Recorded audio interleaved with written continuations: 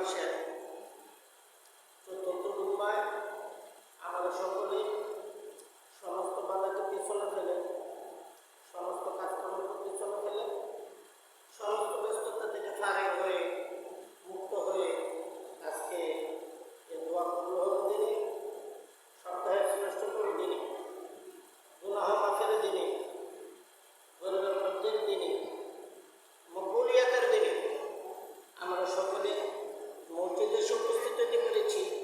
এই জন্য সকলে শুকরিয়া আদায় করি, আলহামদুলিল্লাহ।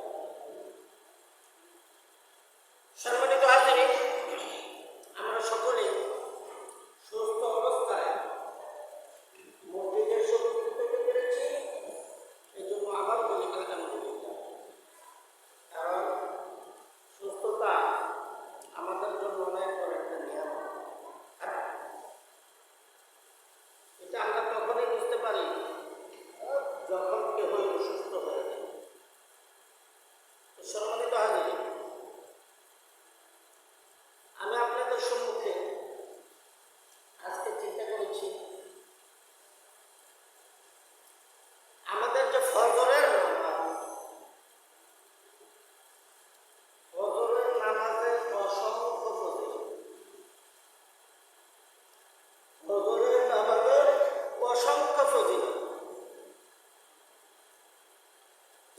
আমি চিন্তা করেছি আমি আজকে আপনাদের সম্মুখে ফজরের নামাজের 10টি ফজিলত সম্পর্কে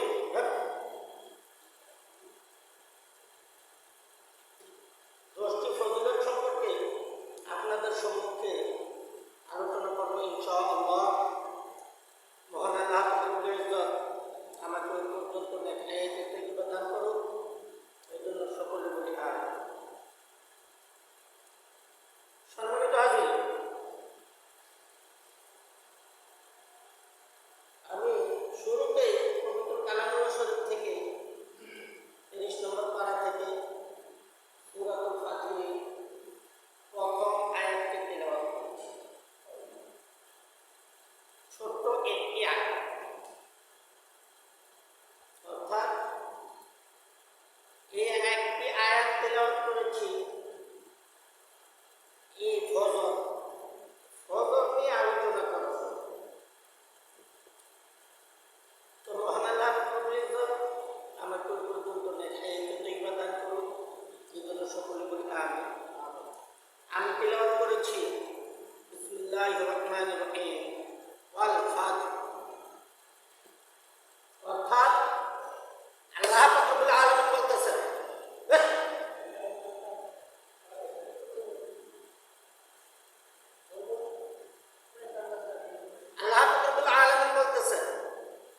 ওয়াল ফাজর, অর্থাৎ ফজরের সময়ের কসম। কি বলতেছেন? আল্লাহ রাব্বুল আলামিন বলতেছেন, কি বলতেছেন? ফজরের সময়ের কসম। আল্লাহ রাব্বুল আলামিন ফজরের সময়ের কসম খাইতেছে। তো কিছু কসমটা কি জন্য খাইছেন এটা ইনশাআল্লাহ আশা করি আগামী জুম্মায় আলোচনা করতে পারবো ইনশাআল্লাহ।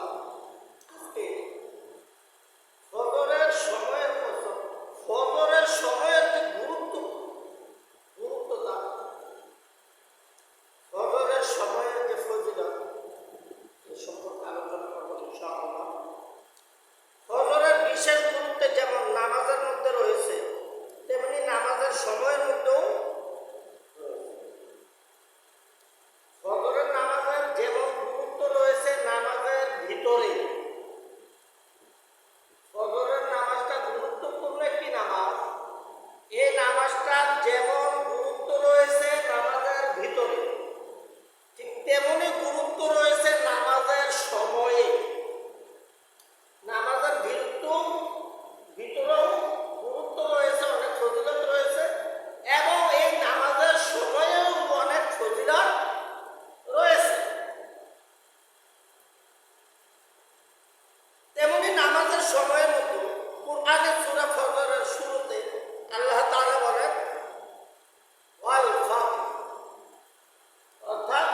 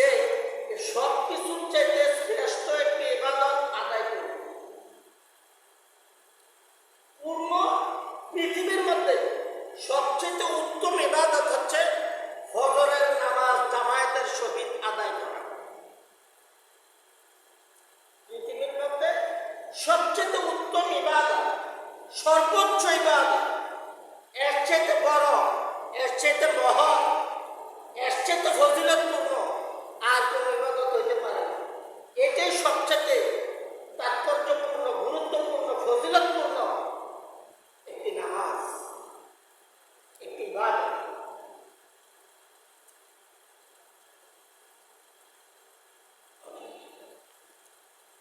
নবীজি সাল্লাল্লাহু আলাইহি ওয়াসাল্লাম বলেন, ফজরের নামাজ আদায়কারীর দায়িত্ব হলো আল্লাহর। যে ব্যক্তি ফজরের নামাজ মসজিদে এসে জামায়াতের সহিত আদায় করিল, তার জিম্মাদারি আল্লাহ রাব্বুল আলামিন নিয়ে নিলেন। আল্লাহ রাব্বুল আলামিন তার জিম্মাদারি নিয়ে নিলেন, তার দায়িত্ব নিয়ে নিলেন। যদিও সকলের দায়িত্ব আল্লাহ রাব্বুল আলামিনের নিজের, এরপরও তার এটা বিশেষ করে নিয়ে নিলেন। যেমন এক্সাম্পল হিসেবে বলি, এক্সাম্পল হচ্ছে জামাই শ্বশুর বাড়িতে চলে যাবে, খাবারের উদ্দেশ্য হচ্ছে জামাই, জামাই আইবে, মূল টার্গেট হচ্ছে জামাই, জামাইকে উদ্দেশ্য করে খানা পিনার আয়োজন, মেহমানদের আয়োজন, সবকিছুর আয়োজন জামাইকে উদ্দেশ্য করে। সবাই খাবে, সবাই দাওয়াতি মেহমান, জামাইয়ের সাথে যারা আসবে তারাও দাওয়াতি মেহমান, আমাদের যারা দাওয়াতি আছে তারাও দাওয়াতি মেহমান। সবাই খাবে, সবাইকে তৃপ্তি সহকারে খাওয়াবার জন্য চেষ্টা করব, তবে সর্বোত্তম চেষ্টা করব আমরা জামাইয়ের খাবারে যেন কোনো অসুবিধা না হয়, এটা আমরা সর্বোত্তম চেষ্টা করব। জামাই ঠিক তেমনি ফজরের নামাজটা ওই জামাইয়ের মতো খাস লোক, একটা খাস ইবাদত, একটা খাস ইবাদত। আর ফজরের নামাজ জামাতের সহিত যারা আদায় করলো তাদের দায়িত্ব আল্লাহ ওই জামাইয়ের সহিত, জামাইকে যে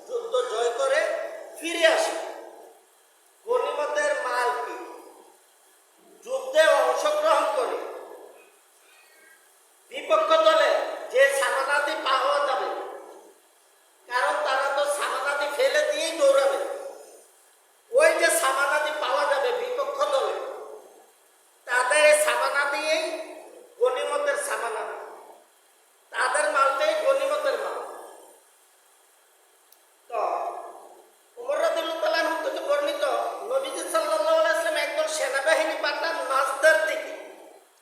হ্যাঁ, তারা খুবই দ্রুততার সহিত গনিমতের মাল নিয়ে যুদ্ধ জয় করে গনিমতের মাল নিয়ে খুবই দ্রুততার সহিত ফিরে আসে। তাদের সাথে যায়নি এমন একজন সাহাবা বলেন, এত তাড়াতাড়ি এত প্রচুর পরিমাণে গনিমতের মাল নিয়ে এবং যুদ্ধ জয় করে এত তাড়াতাড়ি ফিরে আসতে, এত সম্পদ নিয়ে ফিরে আসতে আমি আর কখনো দেখি। নবীজি সাল্লাল্লাহু আলাইহি ওয়াসাল্লাম বলেন, তখন বলেন, আমি কি তোমাদেরকে এমন একটি দলের কথা বলবো যারা এদের চেয়েও আরো তাড়াতাড়ি, এদের চেয়েও প্রয়োজনে বেশি, এদের চেয়েও তাড়াতাড়ি এবং এদের চেয়েও বেশি গনিমতের মাল নিয়ে ফিরে আসছে এমন কারো কথা কি আমি বলবো তোমাদের নিকট? তখন সাহাবাগণ উত্তরে বললেন, হুজুর, আমার মা বাবা আপনার জন্য কুরবান হোক, আপনি বলুন। সাহাবারা যে কোনো কথা বলতে, সাহাবাগণ নবী সাল্লাল্লাহু আলাইহি ওয়াসাল্লামের সাথে যে কোনো কথা বলতে তারা বলতেন যে আমার মা বাবা আপনার জন্য কুরবান হোক, এই কথাটা তারা বলতেন, সব সময় বলতেন, আমার মা বাবা আপনার জন্য কুরবান হোক। তো নবীজি সাল্লাল্লাহু আলাইহি ওয়াসাল্লাম এই কথা বলার পরে সাহাবাগণ বললেন, আমার মা বাবা আপনার জন্য কুরবান হোক, হুজুর আপনি বলেন। তখন নবীজি সাল্লাল্লাহু আলাইহি ওয়াসাল্লাম বলিলেন, যে ব্যক্তি ফজরের নামাজ জামায়াতের সহিত আদায় করল, সে যেন এর চাইতে অধিক পরিমাণে মাল নিয়ে যুদ্ধে জয় করে এবং গনিমতের মাল নিয়ে এর চাইতে তাড়াতাড়ি যেন সে আয়সা হাজিরা দিল, অর্থাৎ এর চাইতে বেশি সওয়াব অর্জনকারী হচ্ছে তারা যারা ফজরের নামাজ জামায়াতের সহিত আদায় করে এবং ফজরের নামাজ আদায় করে মসজিদ থেকে বাহির হইল না, মসজিদে বসে রইল সূর্যোদয় পর্যন্ত, মসজিদে বসে বসে জিকির আজকার করল, তারাই প্রকৃত ভাগ্যবান, তারাই প্রকৃত মালদার, তারাই প্রকৃত গণী। গণী হচ্ছে ধনী, তারাই প্রকৃত গণী যারা ফজরের নামাজ আদায় করে মসজিদে বসে রইল সূর্যোদয় পর্যন্ত। তারা যেন এর চাইতে দ্রুত অবস্থান করলো, যুদ্ধে জয় করলো, প্রচুর পরিমাণে গনিমতের মাল নিয়ে হাজির হইল। হযরত আনাস রাদিয়াল্লাহু আনহু থেকে বর্ণিত, তিনি বলেন, মসজিদের থেকে যাতায়াতকারী মুসল্লিদের কিয়ামতের দিনে নূরের সংবাদ দেওয়া হোক। হযরত আনাস রাদিয়াল্লাহু আনহু থেকে বর্ণিত, নবীজি সাল্লাল্লাহু আলাইহি ওয়াসাল্লাম বলেন, ফজরের নামাজে মসজিদের দিকে যাতায়াতকারী, ফজরের নামাজে মসজিদের দিকে যাতায়াতকারী, অর্থাৎ ফজরের নামাজের সময় হয়েছে, মসজিদের দিকে আসছে কিন্তু মসজিদের ঢুকে না, পাশ দিয়ে চলে গেছে, এমন যাতায়াতকারীদের কথা বলা হয়নি। আমি অনেক সময় অনেককে দেখি ফজরের সময় কোনো কাজে মসজিদের সামনে দিয়ে চলে যায়, কিন্তু মসজিদের জামাত কপালে জোটে না। মসজিদে এসে জামাতে শরীক হবে, জামায়াতের সহিত 2 রাকাত নামাজ আদায় করবে, এটা নসিবে হয় নাই, এটা বদনসিব। তো মুসল্লিদেরকে নবীজি সাল্লাল্লাহু আলাইহি ওয়াসাল্লাম বলেন, কিয়ামতের দিনে যারা ফজরের নামাজের সময় মসজিদের দিকে যাতায়াত করে, অর্থাৎ মসজিদে অবস্থান করে, তাদেরকে কিয়ামতের দিনে আল্লাহর নূরের তাজাল্লি দেখার জন্য তাদেরকে সুসংবাদ দেওয়া হোক। তাদেরকে বলছে যারা ফজরের সময় মসজিদে এসে উপস্থিত হল, তাদেরকে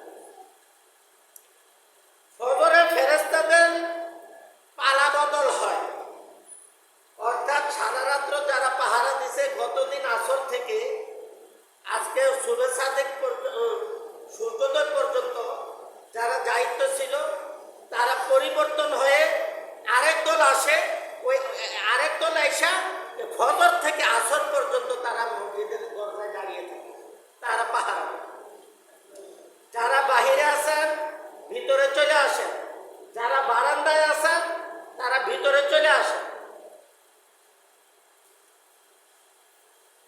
তো নবীজি সাল্লাল্লাহু আলাইহি ওয়াসাল্লাম বলেন, হযরত আনাস রাদিয়াল্লাহু তাআলা থেকে বর্ণিত, তিনি বলেন নবীজি সাল্লাল্লাহু আলাইহি ওয়াসাল্লামকে আমি বলতে শুনিয়েছি, যারা কিয়ামতের দিনে যারা ফজরের সময় যারা পালাবদল হয়, ফেরেশতারা পালাবদল করে ডিউটি পরিবর্তন করে, তাদের ডিউটি ছিল আসর থেকে ফজর পর্যন্ত, সূর্যোদয় পর্যন্ত, এবং আরেক দলের ডিউটি হচ্ছে সূর্যোদয় থেকে আসর পর্যন্ত, আসরের শেষ টাইম সূর্যাস্ত পর্যন্ত, সূর্যাস্তের পূর্ব মুহূর্ত পর্যন্ত।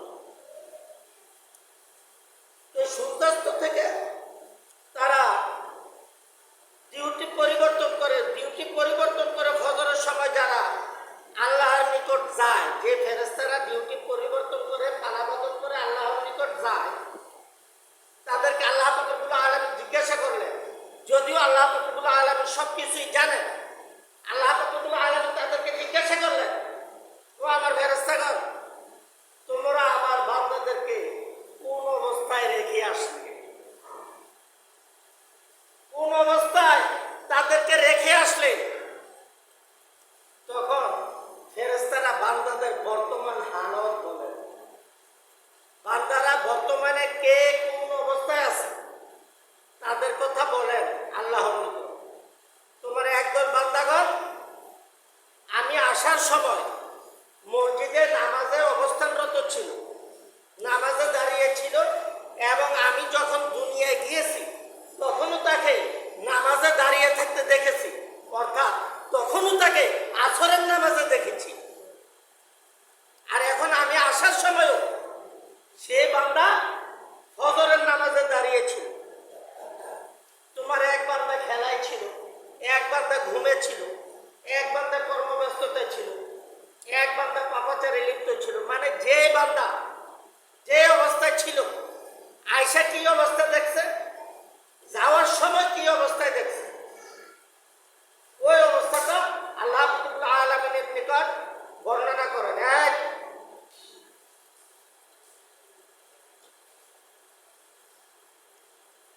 নবীজি সাল্লাল্লাহু আলাইহি ওয়াসাল্লাম আরো বলেন যে নামাজে একদল একত্রিত হয়, তারপর সারা রাত পাহারা দেয়, ফেরেশতারা উঠে যায়। এই ব্যাপারে আল্লাহ রাব্বুল আলামিন তাদেরকে জিজ্ঞাসা করলেন, তাহারা বলেন পূর্ব তারা নামাজরত অবস্থায় ছিল, অর্থাৎ আসরের নামাজরত অবস্থায় ছিল, এবং আমি আসার সময় তারা নামাজরত অবস্থায় ছিল। হযরত জাবির রাদিয়াল্লাহু তাআলা হতে বর্ণিত, তিনি বলেন ফজরের নামাজ আদায়কারী চাঁদের মতো পরিষ্কার। যে ব্যক্তি ফজরের নামাজ আদায় করে সে ব্যক্তি আকাশের চাঁদটাকে যেভাবে দেখে, আল্লাহ রাব্বুল আলামিনকে আকাশের চাঁদের মতো পরিষ্কার দেখতে পাবে। আকাশের চাঁদের মতো পরিষ্কার দেখতে পাবে আল্লাহ রাব্বুল আলামিনকে যে ব্যক্তি ফজরের নামাজ জামায়াতের সহিত আদায় করে।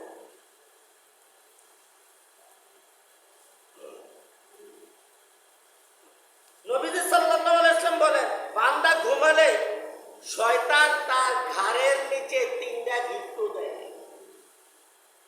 শয়তান তার ঘাড়ের নিচে 3টা গিট্টু দেয় বান্দা যখন ঘুমায়। এখন অনেকে কেবল হুজুর আল্লাহ বাঁচাইছে, আমি তো রাত্রে ঘুমাই না। আপনি ঘুমাইবার কিনতেন, আপনি তো হেদলের একজন, আমরা তো ঘুমানোর দরকার নাই। বান্দা যখন ঘুমায় শয়তান তার ঘাড়ের নিচে 3টা গিট্টু দেয়। বান্দা যখন ফজরের সময় ঘুম থেকে উঠে আল্লাহর নামটা স্মরণ করে, আল্লাহর নামটা উচ্চারণ করে আল্লাহকে ডাকে, তখন একটা গিট্টু খুলে যায়।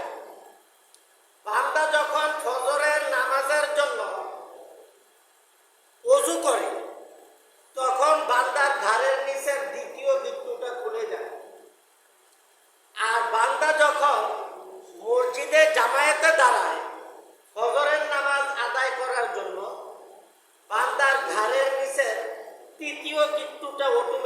খুলে যায়।